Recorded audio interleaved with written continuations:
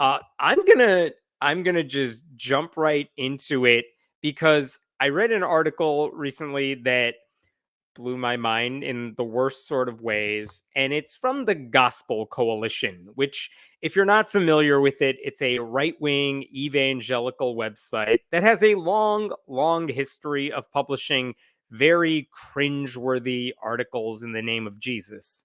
And they just did it again. And it's not just silly, it's harmful, it's cruel, it's really bad. So I'll share with you the headline and just to give you a sense of what I'm seeing here. This is the headline from the article. I love my transgender child. I love Jesus more, which means they love their children less. That's the implication there. But a couple things to notice. One is, the headline, if the headline gives anything away, it's that this article will not be great. It's written by who? Anonymous. This person does not want to tell you who he is. And I will say right up front here, this article predictably misgenders this guy's transgender daughter repeatedly. So when I am reading from this article, I will follow what he says in order to quote what he's saying here. And when I'm talking as myself, I'll use the proper terminology just so we're clear on that. But this guy basically wants you to know he does not love his trans daughter unconditionally. Who even says I love my child? It's always like I love my son, I love my daughter. No, no, no. It's child. It's an it. That's what he's into. So, here's the backdrop of this article. This anonymous father wants you to know he is a true Christian. He did everything right. He raised his kids properly. And right here, right off the bat, we get my son, it's his daughter, professed faith in Jesus at a young age. Like, he taught his kids well. They accepted Jesus at a young age too. But according to this person, it came as a shock to us when last year he stated that he had gender dysphoria, which, yeah, that's the lingo the kids use. Mom, Dad, I have gender dysphoria, and wondered if he was transgender. Within a few months, our 18-year-old firmly believed he was transgender. Believed. I mean, wasn't, but thought he was. Like, that's a weird framing right there. It sounds like his daughter had a realization like she was trans. And I'm actually surprised she told her parents that because they don't seem very supportive of her. But came out, said I'm trans, and their parents are struggling to come to terms with that. Okay, that's not by itself an unusual story, but you understand like what's going on here. And then look at the next section here. Asking why. Why is my child trans? I'm going to remove that thing right there. Why is my child trans? As if there's an answer that we're supposed to get here. And let's see what this anonymous fellow says is the reason. You can see at the very top here, like, did we do something wrong? No, that's not how people are gay or trans or whatever. Why didn't God protect him? Like, what do you think being LGBTQ means? Okay, so why is his daughter trans? Let's find out. First, an old friendship came back into our son's life during COVID shutdowns and grew over time. This friend was moving through the spectrum of the LGBT plus community. Just moving. So fluid. They're gay one day, lesbian the next. Who knows? My wife and I encouraged our son to be faithful to the word, which included showing love and grace to his friend. So let's stop there for a second. It seems like an old friend came back into the kid's life. The old friend was either gay or bi or lesbian or maybe trans. I don't know which. But okay, this person came back into their life. And then the gay cooties started flowing, apparently. And then their daughter picked it up. It's like a cold. And so apparently that did it. Being exposed to this old friend who is now LGBTQ plus, uh, that's what did it. That's theory number one. And even and the problem, this father says, is, we always encouraged our child to show love and grace to his friend, and that's apparently a mistake. I'm kind of curious as to what the alternative should have been, according to this father. Like, should they have been assholes to the friend? I don't know what he's implying there. Okay, that's theory one. Theory number two: a few other people who had meaningful relationships with my son expressed to him their belief that LGBT plus lifestyles can align with Christianity. That's the second reason their kid turned trans, apparently. Like, what does that even mean? There are plenty of LGBTQ Christians, and those things, they found a way to make them compatible. Sure, it's incompatible if you're a conservative Christian who believes homosexuality, or at least acting on it, is a sin, and you don't think trans people exist. Sure, but guess what? Not all Christians are conservative Christians. Not all Catholics align with the Vatican, even if, like, they're supposed to. The truth is, there are plenty of religious people who are openly gay. I believe I have this. I have a link somewhere here, but according to one 2020 survey, half of LGBTQ adults in the United States are religious. I have to assume most of them are some brand of Christian. So again, there are plenty of Christians who are gay or trans and who find a way to make it work. There's nothing weird about that, unless you hold some fundamentalist mindset that you can't be these things. So it is weird to suggest that if this daughter of theirs has LGBTQ friends who are Christian and they found a way to make it compatible, then their daughter also felt those two things were not in conflict with each other. But let me back up and say that's also not why people are trans or LGBT, or, gay or bi or lesbian. It's not because of who they hang out with. It's because they are. This is like LGBTQ 101 right there. So again, this guy's theories right off the bat are that they welcome someone into their life who was openly gay or trans, and that was mistake one. And number two, and they were kind to that person. And number two, there are gay Christians or trans Christians who think it's okay, and their child was exposed to those people. The alternative, I guess, would be to tell their daughter to stay away from all gay people, and then everything would have been okay, I guess. So this article goes on to say, if he embraces this lifestyle, he doesn't give evidence of genuine trust in and obedience to Jesus.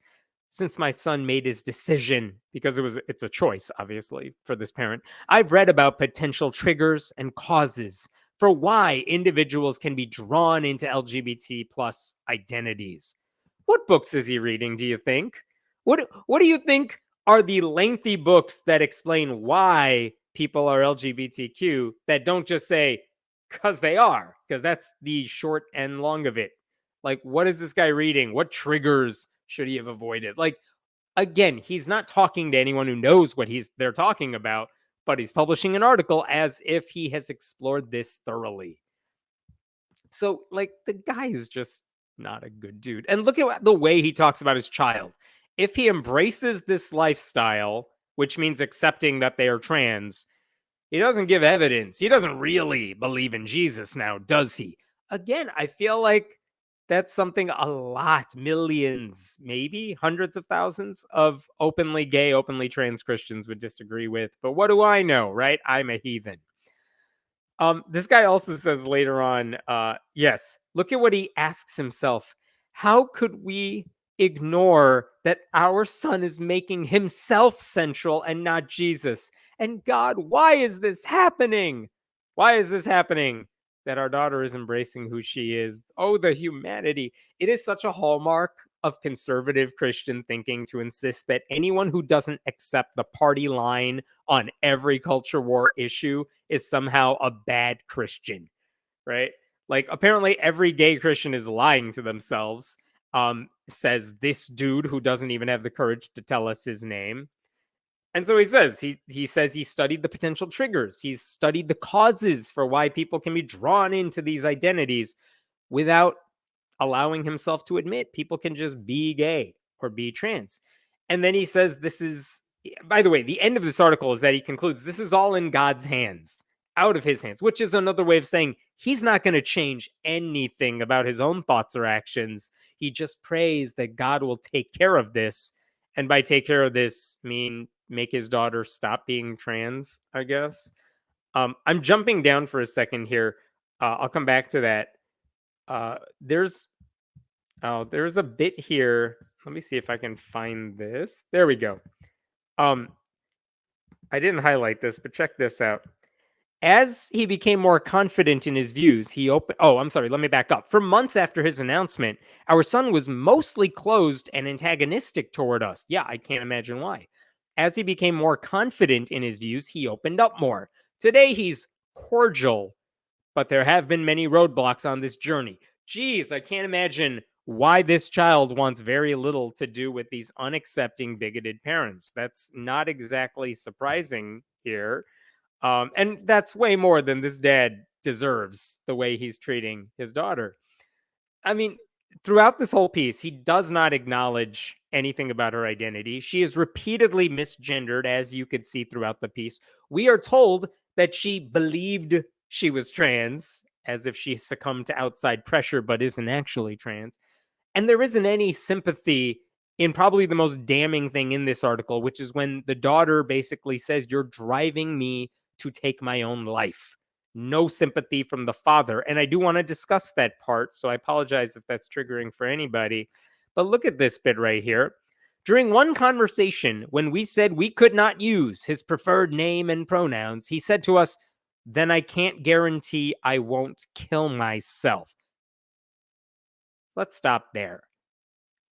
If a kid is telling a parent, "You are driving me to suicide," because of the simple act that you refuse to do as a parent, wouldn't you just, wouldn't any sympathetic, compassionate person say, "Well, I don't want that to happen, so let me do everything in my power to make sure that's not the case.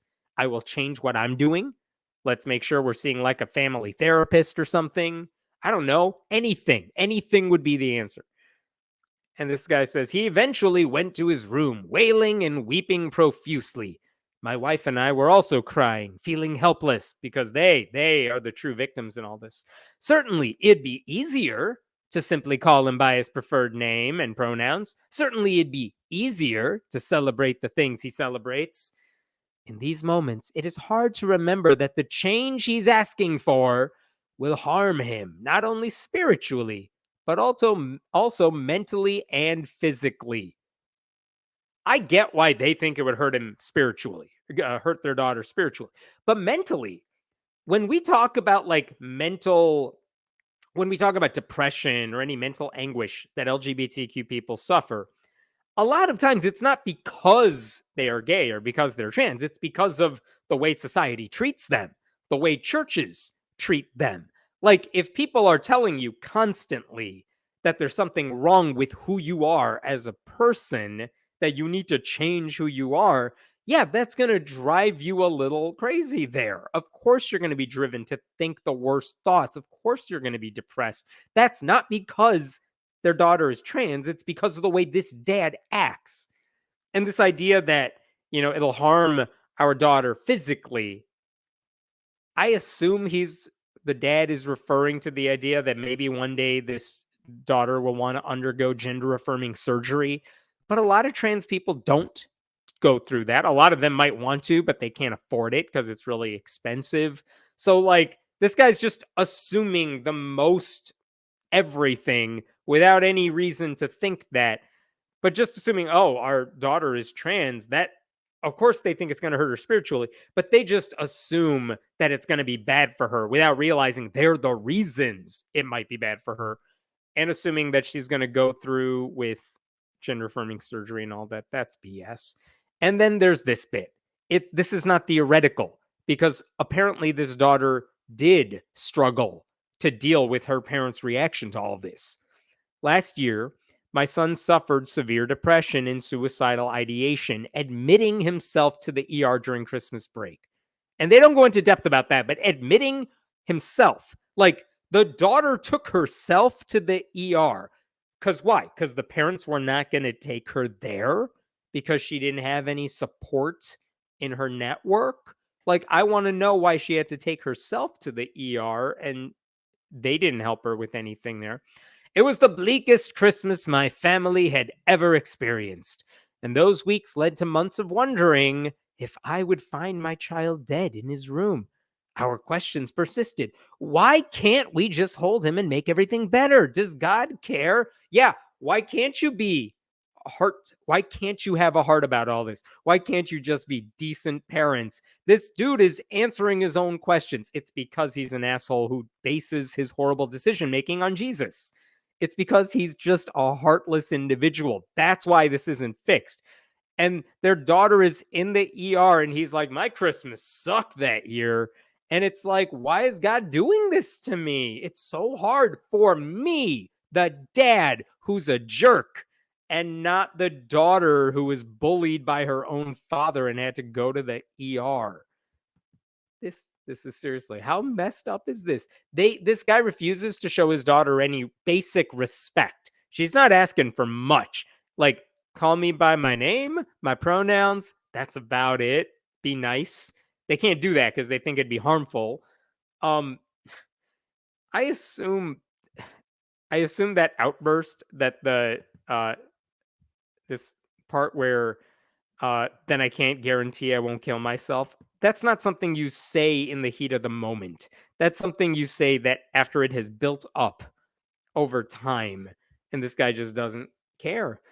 Like, what sort of parent would allow this to happen when he has the ability to prevent it?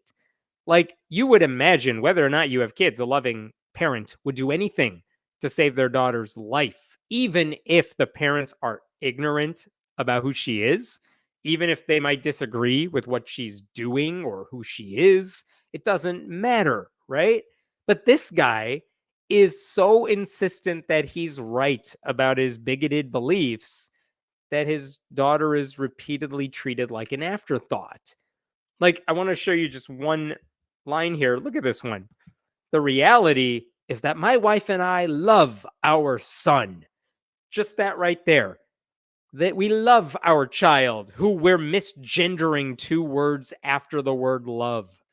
Like, that's how awful these humans are. Doesn't notice the irony one bit.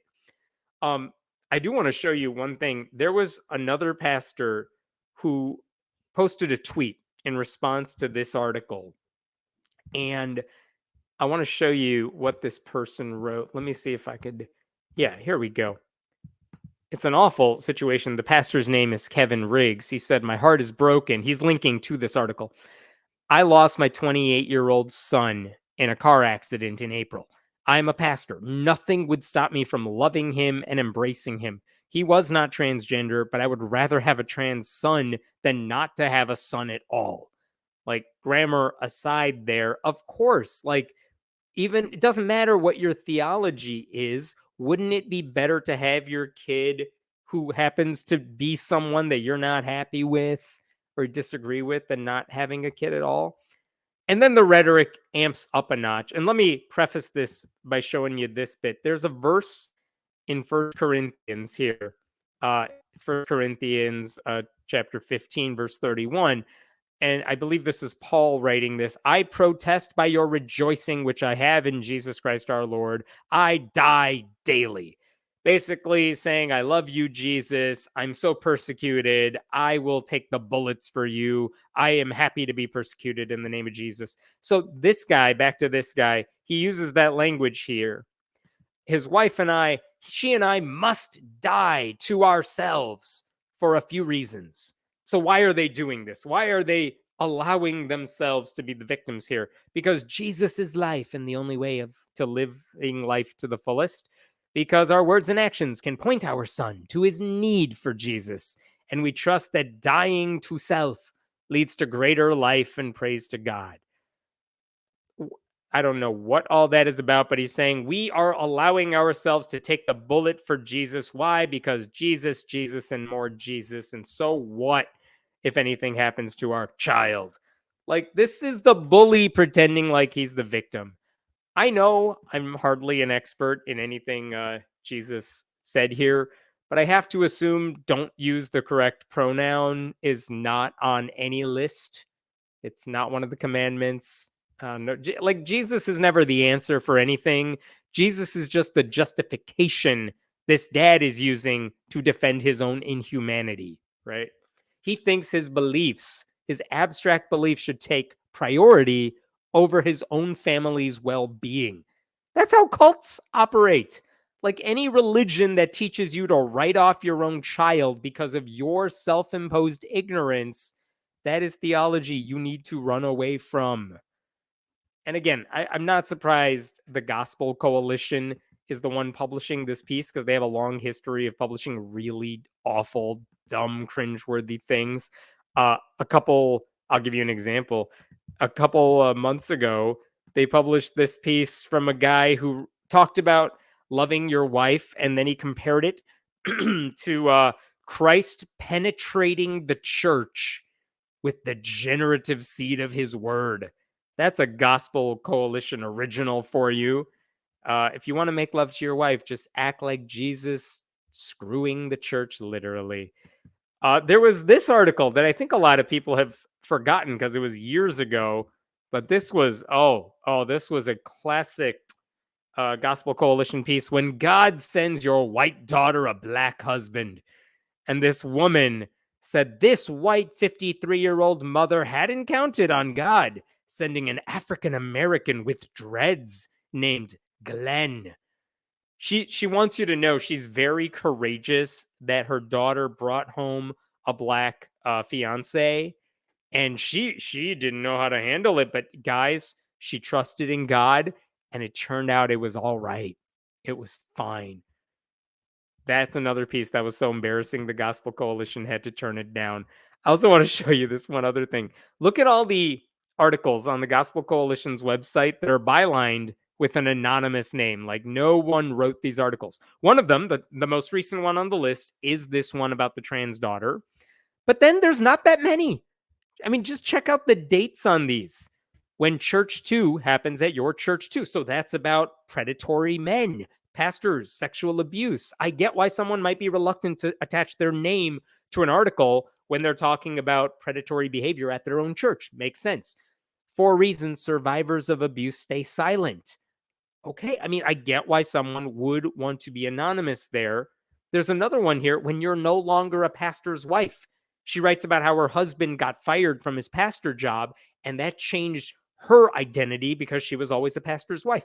I get why you may want to be anonymous when writing an article like that, but there is no reason this article about the trans daughter needs to be anonymous. This is just a coward who is hiding behind anonymity. So, because it's like everyone involved in this piece knows it's going to get backlash and they don't want to deal with it. Like, that's what this is all about here. It's just a heartless father. His mentality, I think, is no different from so many evangelical pastors and leaders, which is why I don't know why he feels the need to be anonymous here. He's just a coward who wants to believe he's a hero, but deep down he seems to know he's a villain, so he doesn't want to show his face, tell us his name. And the fact that the Gospel Coalition published this piece anyway is a reminder that everyone who works for them is also, they're no better than this guy is. I mean, I hope this guy's daughter is okay. I hope she realizes there's nothing wrong with being trans, that there's nothing wrong with distancing yourself from parents who refuse to accept who you are. I hope this daughter embraces people who actually love her for who she is instead of trying to make excuses for why they can't do it.